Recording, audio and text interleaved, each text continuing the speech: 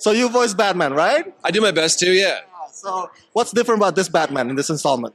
Man, I would say this. I think this story is more about the Flash. Batman just kind of goes whoop throughout all of these, just like this, like he's doing a weird '60s dance.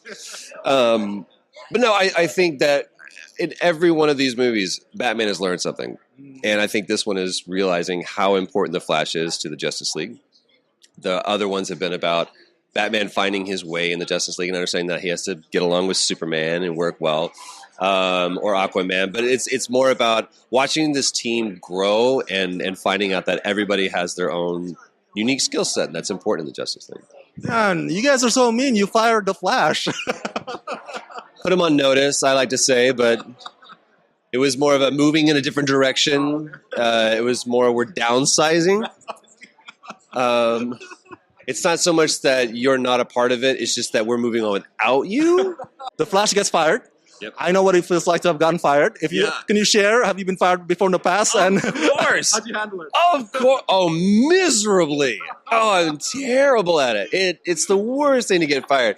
But I will say this. There is no good, there is no bad, there just is. You know? That's nice. Yeah. Somebody told me a really cool story about that one day, and I absolutely believe that. So if you feel that something bad has happened to you, just understand that could be exactly the bump in the other direction that you need, because I've been fired before. If I hadn't gotten fired from that job, I wouldn't have this one. So I'm grateful for where I'm at now. Just understand it's just life, just moving you down that bowling alley of life and just keeping you so eventually you can make a strike. Is that what they call it? Where the ball hits the pins? You can knock down a bunch of wooden pins. That's what I'm trying to say. You are like a heavy ball rolling down a polished stupid. I'm abandoning this metaphor right now. Now, I got to ask you last question. As a fan of The Last of Us, the part 2's coming up. When? I know it's going to be like the set 5 years after, right? I'm going to tell you. Yeah. Give something exclusive. It's in the future. No date yet? It's in the future. In the future? You're welcome. I just broke that right here. Not today. I've been photobombing you, but now we're going to do it. And I'm interviewing the interview of the other interview. Wow. There's one there. It's insane. Yeah, it's trippy, man. It's trippy. Wait a second. Okay. James, congratulations. Oh, thank you so much. Yeah, it's such a fun movie, and any of the Lego DC stuff has been a great time. But for this to be the Flash's story is really wonderful. And I'm, of course, a huge Flash fan. People always go, "Oh, you do the voice of something, did you know about it beforehand?" Since I was a little kid, the Flash was my favorite character. So as a voice actor, I've been a voice actor, for 30 plus years, voicing things. I always wanted to voice the Flash in something, and I voiced him in Young Justice, but then the DC Lego stuff. And this one is awesome because it's kind of the truest too to some of the old Barry Allen comics that I was reading, where Reverse Flash was trying to get him, and it was a little darker in those comics. But this is, of course, fun, and it's the same kind of story. Reverse Flash is stealing my powers and making it so I can't run. Yeah. I got to get him. I hope I get him. Everybody's got to watch it to find out if I actually get my powers back. Now, you're one of the best in this business. You are one of the best. Now, so you've voiced so many characters. I want to ask, can you enlighten us, the fans, how do you alter your voice to fit the Flash or Barry Allen?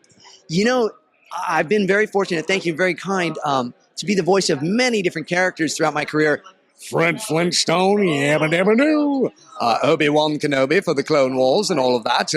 Jedi Master Plo Koon as well. There's a character called Johnny Test, and he's like 11 years old and totally awesome, and I'm the voice of Johnny. And so the Flash is probably one of the closest to my regular voice. So it's just kind of me, caffeinated. He talks very fast and everything and all that. So, that's kind of the funnest part about it for me, is that I get to really just kind of put me into it, which doesn't always happen as a voice actor. So, you don't always get to put your own voice in there. So it was great. Now, man, how mean are the friends that they fire you? The Justice League, I really blame Batman. They think that I've done all these terrible things, but it wasn't me. It was the Reverse Flash. that guy over there, he's just, messing with me. And Dwight Schultz voices the Reverse Flash. He does such a great job. Dwight, of course, from the A-Team and so many amazing movies and TV shows. And he's done some wonderful voice work throughout his career as well. And in this, he really tops himself. I mean, we had hours of time in the studio together, just, back and forth, all the banter. The energy in this man was nonstop because the Reverse Flash is just, if you think Barry Allen is here, I mean, he's like up here because he's trying to defeat me all the time. So it was great. Now, talk a bit about, well, I know what it feels like to have gotten fired.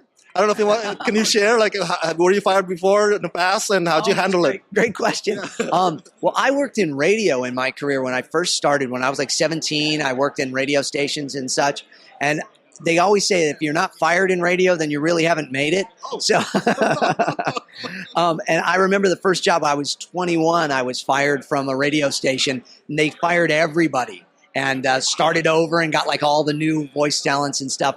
And I moved to another radio station and such. But so, yes, I could draw from my pain. It was a very method acting moment for me. I drew from the pain of being fired from my radio station job when Flash gets canned by the Justice League. It's really devastating. Well, why are Lego and DC Comics a perfect combination? Oh, man, they are a perfect combination because of the fact that they're both so fun, and it's just a natural fit. I always say that, like, when we get into a studio to voice something, voice actors, all of us get together, and it's usually the magic is the stuff that's happening when they're not recording because we all have so much fun and we know each other so well. Yeah. But in these DC Lego ones, it's the opposite. Once the mics are on, the writing is so good. Jim Creed, Jeremy Adams, they did such a great job, and they know the comedy of these characters. It just lives in a perfect little pocket of fun and fantasy, and so we just have a blast reading the scripts rather than just like when they call cut and we joke around. We're joking around not on camera, but on mic, so it's great. Last question before we enjoy the day. What do you hope the kids will take away from this installment? The theme-wise. The theme of this, I think, is really the fact that, like myself, the Flash, he tends to really go at full speed all the time. You don't always have to do that. Take it slow sometimes. Step back. Take a look at everything because it's his talent, his speed, it's all of that kind of gets him in trouble. It's used against him in this. And so then he has to really step back and look and go, okay, wait a second. So, I always try to like inspire people to say, pursue your dreams. But remember that the things that you love, don't let them get in the way of everything else. Don't try to be the best. Just be the best by being yourself and relax in it. So I think that there is actually a fun, good moral in it.